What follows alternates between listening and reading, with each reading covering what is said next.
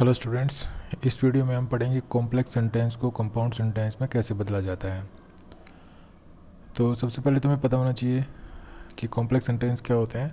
तो complex sentence वो sentence होते हैं जिसमें एक प्रिंसिपल क्लॉज होती है और एक सबऑर्डिनेट क्लॉज होती है।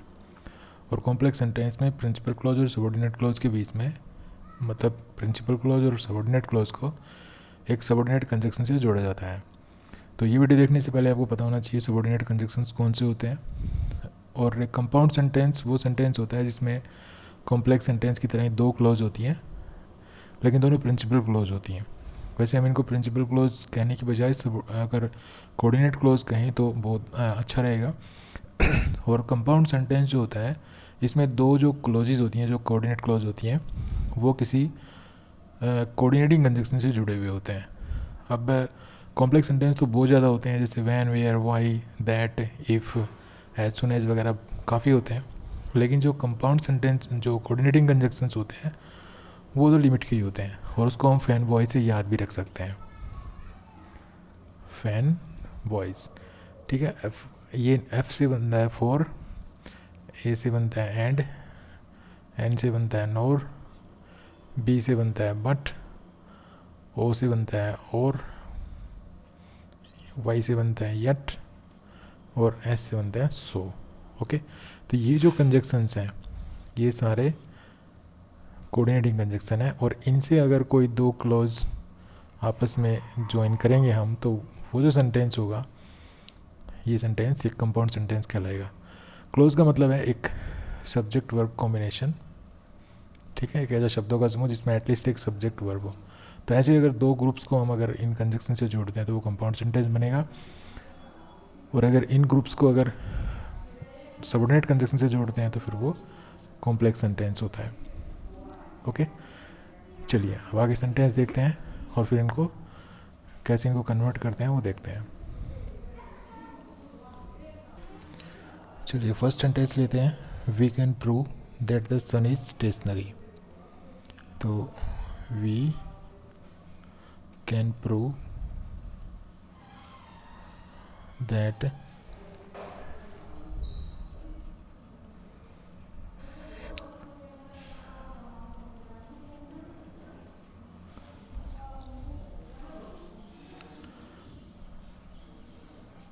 We can prove that the sun is stationary, ये एग्जाम्पल है हमारा। तो जहाँ तक इस सेंटेंस का सवाल है, इस सेंटेंस में दो क्लोज हैं, वी कैन प्रूव और the sun is stationary. Okay, आप इसमें देख रहे हैं, आप ये सब्जेक्ट है, ये इसमें वर्ब है कैन प्रूव, तो ये एक ग्रुप हो गया, ये एक ग्रुप हो गया ये। और इसमें ये द सन सब्जेक्ट हो गया और ये इज वर्ब हो गई, तो एक ग्रुप ये हो गया। और दोनों ग्रुप जो हैं दैट से जुड़े हुए हैं और दैट क्या है, सबऑर्डिनेटिंग कंजक्शन है। तो इस तरह से हमारा जो ये सेंटेंस है, एक ऐसा सेंटेंस है, ये कॉम्प्लेक्स सेंटेंस है। कॉम्प्लेक्स, ये कॉम्प्लेक्स सेंटेंस है। जब इसको कंपाउंड सेंटेंस में कन्वर्ट करेंगे तो कंपाउंड सेंटेंस में हमें दो क्लोज बनानी पड़ेंगी। ओके, हमें ऐसे दो क्लोज बनानी पड़ेंगी और इन दोनों क्लोजेस को किसी एक कोऑर्डिनेटिंग कंजक्शन से हमें जोड़ना पड़ेगा। और ध्यान रहे, जो मीनिंग इस सेंटेंस का है वही मीनिंग हमारे नई सेंटेंस का होना चाहिए। ओके, तो जब भी कोई सेंटेंस ऐसे मिलता है कि सबसे पहले प्रिंसिपल क्लॉज होती है और उसके बाद दैट क्लॉज होती है, मतलब जो कॉम्प्लेक्स जो सबऑर्डिनेट क्लॉज होती है वो दैट से शुरू हो। अब ये सबऑर्डिनेट क्लॉज है, ओके, ये सबऑर्डिनेट क्लॉज है। तो ऐसा अगर कोई सेंटेंस आपको मिले जिसमें सबऑर्डिनेट क्लॉज दैट से शुरू हो, तो उसका जब आप कंपाउंड सेंटेंस बनाएंगे तो उसको आप एंड या बट से जोड़ेंगे। अगर दोनों आइडियाज़, ये और ये जो आइडियाज़ हैं, ये अगर आपस में कॉन्ट्रास्ट, आपस में एक दूसरे के विपरीत हैं, तो हम बट से जोड़ेंगे, अदरवाइज़ हम एंड से जोड़ेंगे। तो जब हम इस सेंटेंस को अगर ऐसे लिखें, देखिए, the sun is stationary and we can prove और इट। ओके, इसको मीनिंग को कंप्लीट करने के लिए हमने इट और लिख दिया लास्ट में। तो अब ये सेंटेंस हमारा मीनिंगफुल है। द सन इज स्टेशनरी, सूर्य स्थिर है और वी कैन प्रूव इट, और हम इसको प्रूव कर सकते हैं। तो और इसका भी मीनिंग वही है, we can prove that the sun is stationary, हम प्रूव कर सकते हैं जो सन है जो स्टेशनरी है। ओके, तो अब हमारा जो सेंटेंस है देखिए, इसमें एक क्लॉज ये होगी, एक क्लॉज ये होगी, और ये दोनों क्लॉज एक कोऑर्डिनेटिंग कंजंक्शन से जुड़े हुए हैं। तो अब हमारा ये सेंटेंस है, ये बन गया कंपाउंड, ये कंपाउंड सेंटेंस है हमारा। अगर ये दोनों आइडियाज़ एक दूसरे के विपरीत होते, ठीक है, तो हम इसको बट से जोड़ते। चलिए एक ऐसा सेंटेंस भी ले लेते हैं। तो नेक्स्ट सेंटेंस जो लेंगे वो एक ऐसा ही सेंटेंस होगा। तो चलिए नेक्स्ट सेंटेंस पे चलते हैं हम। तो नेक्स्ट सेंटेंस हम लेते हैं,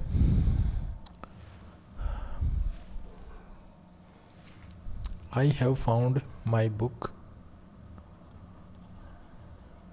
I have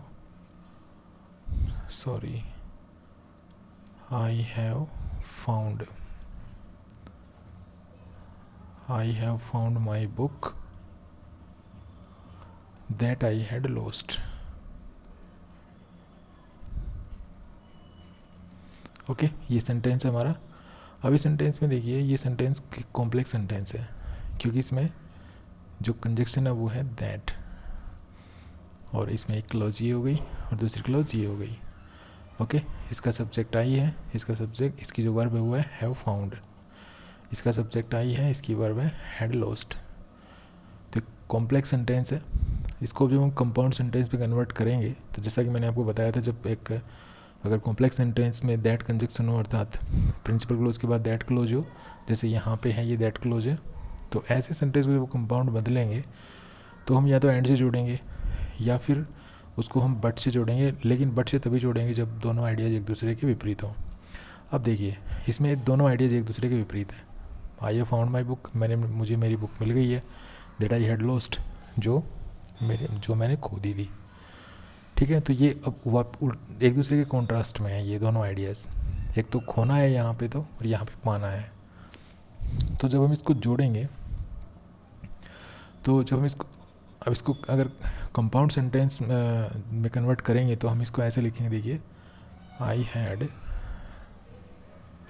lost my book but I have found it. Okay, अब देखिए, ये एक क्लॉज हो गई, दूसरी क्लॉज ये हो गई, और ये हमारा कोऑर्डिनेटिंग कंजक्शन हो गया। तो कोऑर्डिनेटिंग कंजक्शन से जब दो क्लॉज आपस में जुड़ी हुई थी, ये सेंटेंस कैसा हो गया, ये कंपाउंड सेंटेंस हो गया। ओके, ये हमारा कैसा था, कॉम्प्लेक्स सेंटेंस था। अब हमें कैसे पता कॉम्प्लेक्स सेंटेंस था, क्योंकि इसमें ये प्रिंसिपल क्लोज है हमारी, ओके, और ये नाउन क्लोज है, सॉरी नाउन क्लोज नहीं है, ये एडजेक्टिव क्लोज है, और वैसे सबऑर्डिनेट क्लोज है। तो ये कॉम्प्लेक्स सेंटेंस है, ये कॉम्प्लेक्स सेंटेंस है, ये कंपाउंड सेंटेंस है। चलिए नेक्स्ट सेंटेंस लेते हैं।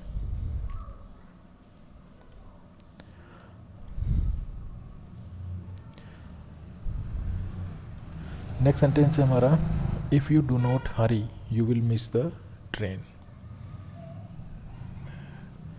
If you do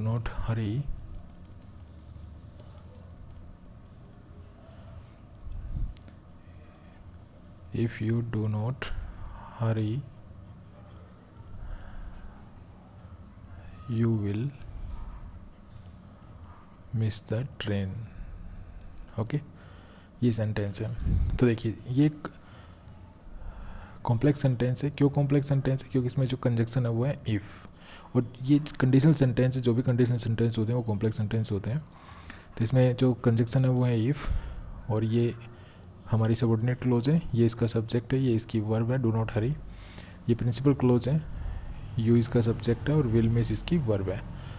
ओके, और इसमें जो कंजक्शन है वो है इफ़।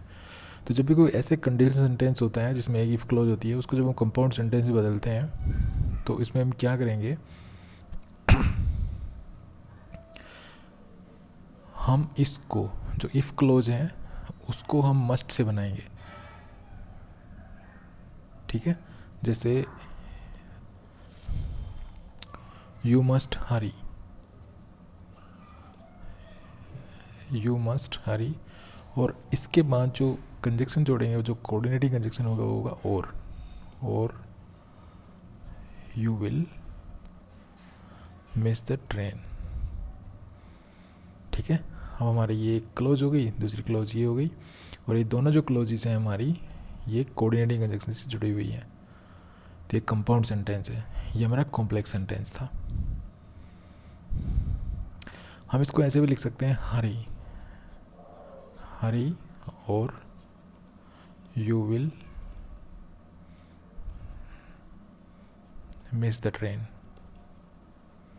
मतलब ये हम इम्पेरेटिव सेंटेंस बना सकते हैं, या हरी अप, जैसे हम कहते हैं ना हरी अप, जल्दी करो, और you will miss the train. तो इस तरह से भी बना सकते हैं, और ये मस्ट से बना के ऐसे भी लिख सकते हैं। चलिए ऐसा ही एक और सेंटेंस लेते हैं ताकि आपको अच्छी तरह से समझ में आ जाए। ऐसा ही एक और सेंटेंस लेते हैं। तो हमने यहाँ पे एक सेंटेंस लिया, if you do not take exercise,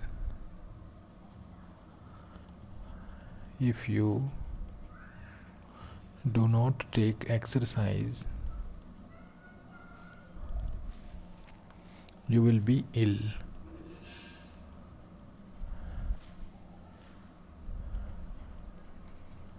you will be ill। अब इस सेंटेंस में देखिए, ये भी ऐसा ही सेंटेंस है, ये इफ़ सबऑर्डिनेटिंग कंजक्शन है, ये इसका सब्जेक्ट है इस क्लोज का, ये वर्ब है। दूसरी क्लोज हमारी ये है, ये सब्जेक्ट है और ये वर्ब है। तो ये कॉम्प्लेक्स सेंटेंस है, कंडीशनल सेंटेंस है। तो जैसे कि मैंने बताया था कंडीशनल सेंटेंस कॉम्प्लेक्स सेंटेंस होते हैं। तो ये इसकी प्रिंसिपल क्लोज हो गई, ये इसकी सबऑर्डिनेट क्लोज हो गई। ये सबऑर्डिनेट क्लोज इसलिए है क्योंकि ये सबऑर्डिनेटिंग कंजक्शन से शुरू है। ओके, तो जब हम इसको बनाएंगे, इस सेंटेंस को कंपाउंड बनाएंगे, तो हमेशा और कंजक्शन से इसको जोड़ेंगे। ये चीज़ को आप दिमाग में बैठा लीजिए। तो और के बाद हम ये यूँ का यूँ लिख देंगे, you will be ill. Okay, इसको तो ऐसा लिख देंगे, लेकिन इसको हम मस्ट से बनाएंगे, और मस्ट से पहले यू लिखेंगे, यू के बाद must, you must take exercise और you will be ill. You must take exercise और you will be ill. I hope आप समझ गए होंगे इसको। चलिए नेक्स्ट सेंटेंस लेते हैं।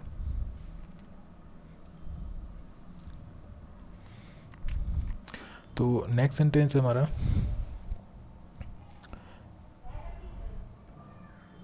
as Sohan does not obey his uncle,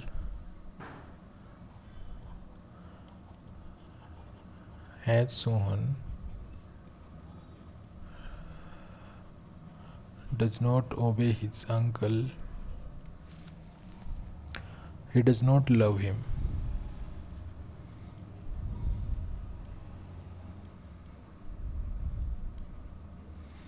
he does not love him। तो इस सेंटेंस में देखिए, क्योंकि सोहन अपने अंकल का ओबे नहीं करता, तो इसलिए उस he does not love him, he means कौन, उसका अंकल। तो ये यहाँ पे सबऑर्डिनेट कंजक्शन है। तो ये यहाँ पे जो क्लोज है, ये कैसी क्लोज है, सबऑर्डिनेट क्लोज है, और ये यहाँ पे प्रिंसिपल क्लोज है। इसका सब्जेक्ट, ये सबऑर्डिनेट कंजक्शन हो गया, ठीक है, ये सब्जेक्ट हो गया, और ये इसकी वर्ब हो गई इस क्लोज की। ये सब्जेक्ट हो गया, ये इसकी वर्ब हो गई। ओके, तो पूरी कंडीशन पूरी है। ये कॉम्प्लेक्स सेंटेंस है हमारा, कॉम्प्लेक्स सेंटेंस है ये। और समझ गए होंगे कॉम्प्लेक्स सेंटेंस क्यों है। ठीक है, तो अब इसको कंपाउंड बनाएंगे। तो देखिए, जब भी कोई कॉम्प्लेक्स सेंटेंस एज से शुरू हो, या सिंस से, या बिकॉज से, मतलब सिंस, बिकॉज या एज, इस तरह से कंजक्शंस आए, और तीनों का ही मतलब क्या होता है, क्योंकि। तीनों का मतलब होता है क्योंकि। क्योंकि Sohan does not obey his uncle, क्योंकि सोहन अपने अंकल की बात नहीं मानता, इसलिए वो उससे प्यार नहीं करते। तो यहाँ पे एज का मतलब क्या है, क्योंकि। तो जब इसको हम कंपाउंड सेंटेंस बनाएंगे, तो हम ये जो क्लोज है हमारी, ये जो फर्स्ट क्लोज है, इसको हम जो का त्यों लिख देंगे, सोहन डज नॉट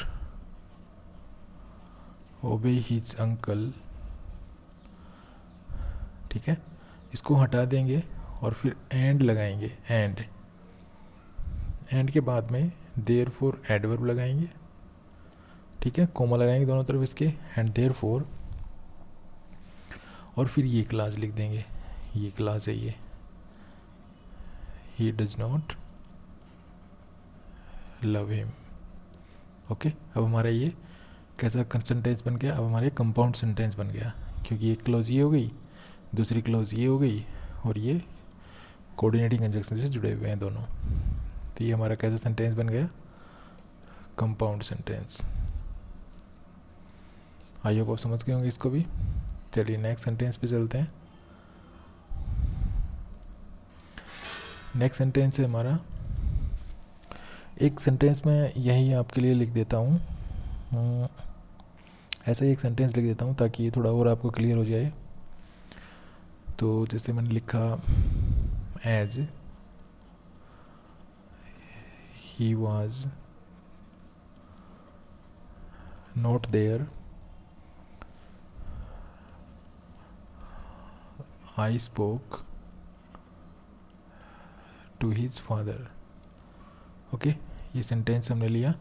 तो जैसे ये एक हमारी सबऑर्डिनेट क्लोज हो गई, ये हमारी प्रिंसिपल क्लोज हो गई। ओके, ये सबऑर्डिनेटिंग कंजक्शन है हमारा, ये इस क्लोज का सब्जेक्ट है, ये इस क्लोज की वर्ब है, ये इस क्लोज का सब्जेक्ट है, ये इस क्लोज की वर्ब है। ओके, तो ये हमारा कैसा सेंटेंस हो गया, ये कॉम्प्लेक्स सेंटेंस हो गया। तो इसको जब हम कंपाउंड सेंटेंस में बदलेंगे, तो जैसे कि मैंने आपको बताया था कैसे करना है, इसको पहले लिखेंगे, ही वॉज नॉट देयर, फिर हमने क्या लगाया था, एंड, ये एक कोऑर्डिनेटिंग कंजक्शन है, फिर हम देयरफॉर लिखेंगे। ओके, और फिर ये क्लोज लिख देंगे, I spoke to his father. तो अब ये जो सेंटेंस है हमारा, ये कंपाउंड सेंटेंस है। क्यों कंपाउंड सेंटेंस, तो एक क्लॉज तो ये हो गई हमारी, दूसरी क्लॉज हमारी ये हो गई।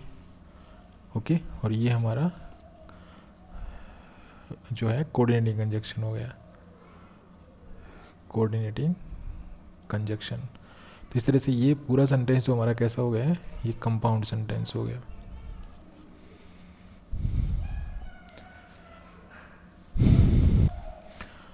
चलिए नेक्स्ट सेंटेंस लेते हैं। नेक्स्ट सेंटेंस है हमारा, as soon as, sorry, as soon as I saw a snake, I cried। Okay, ये सेंटेंस है हमारा। तो इस सेंटेंस में क्या है, इस सेंटेंस में हम देख रहे हैं कि ये जो हमारी, ये जो पार्ट है, ये हमारा क्या है, ये एक सबऑर्डिनेटिंग क्लोज, एक सबऑर्डिनेट क्लोज है। तो ये सबऑर्डिनेट क्लोज हो गई, और ये हमारी प्रिंसिपल क्लोज है। ओके, ये हमारा सबऑर्डिनेटिंग कंजक्शन है, सबऑर्डिनेटिंग कंजक्शन। ये एक सबऑर्डिनेट क्लोज का सब्जेक्ट है आई, ये इसकी वर्ब हो गई, क्योंकि प्रत्येक क्लोज में एक सब्जेक्ट वर्ब होता है अपना अलग। ये प्रिंसिपल क्लोज का सब्जेक्ट, ये प्रिंसिपल क्लोज की वर्ब। ओके, तो ये हमारा कैसा सेंटेंस हो गया, कॉम्प्लेक्स सेंटेंस। ये कॉम्प्लेक्स सेंटेंस है। तो जब इसको हम कंपाउंड सेंटेंस में बदलेंगे, ध्यान रखिए, जब भी कोई कॉम्प्लेक्स सेंटेंस है और उसमें as soon as subordinating conjunction है, तो उसमें हम क्या करेंगे, उसको जब हम कंपाउंड सेंटेंस में बदलेंगे तो भी हम एंड कंजक्शन लगाएंगे। जब दो कोऑर्डिनेटिंग क्लॉज, हम इनकी तो कोऑर्डिनेटिंग क्लॉज बना देंगे, ठीक है, एक तो हम कोऑर्डिनेटिंग क्लॉज बनाएंगे, दूसरी भी कोऑर्डिनेटिंग क्लॉज बनाएंगे, ठीक है, कोऑर्डिनेट क्लॉज बनाएंगे, और इसको जब जोड़ेंगे तो जब एज सुन एज जो है कंजक्शन हो अगर कॉम्प्लेक्स सेंटेंस में, तो ऐसे इस सेंटेंस का जब हम कंपाउंड सेंटेंस बदलेंगे तो उसको हम एंड से जोड़ेंगे, दो क्लोज बनाएंगे, और दो क्लोज कैसी होंगी, ये कोऑर्डिनेट क्लोज, और ये भी कोऑर्डिनेट क्लोज, ठीक है, कोऑर्डिनेट क्लोज हम इसको कोऑर्डिनेट क्लोज कहते हैं। वैसे वही एक ऐसा शब्दों का समूह बनाना है जिसमें एक सब्जेक्ट और वर्ब हो, और इसमें भी एक ऐसा शब्दों का समूह बनाना है जिसमें सब्जेक्ट वर्ब हो, और दोनों को एंड से जोड़ देंगे। मीनिंग वही होना चाहिए जो इसका है। तो इसमें क्या करेंगे, पहले लिखेंगे पहला सेंटेंस, आई सा स्नैक, फिर एंड, और फिर आई क्राइड। ओके, अब देखिए ये सब्जेक्ट है, ये वर्ब है, ये एक पार्ट बन गया हमारा, ठीक है, और ये दूसरा पार्ट बन गया, और ये एंड कंजक्शन हो गया, और इसका मीनिंग वही है जो इसका है। आई होप आप समझ गए होंगे इसको भी। चलिए,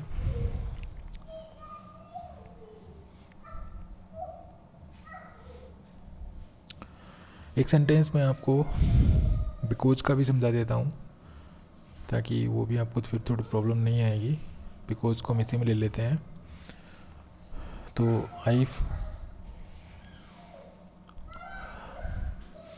आई did not go to school,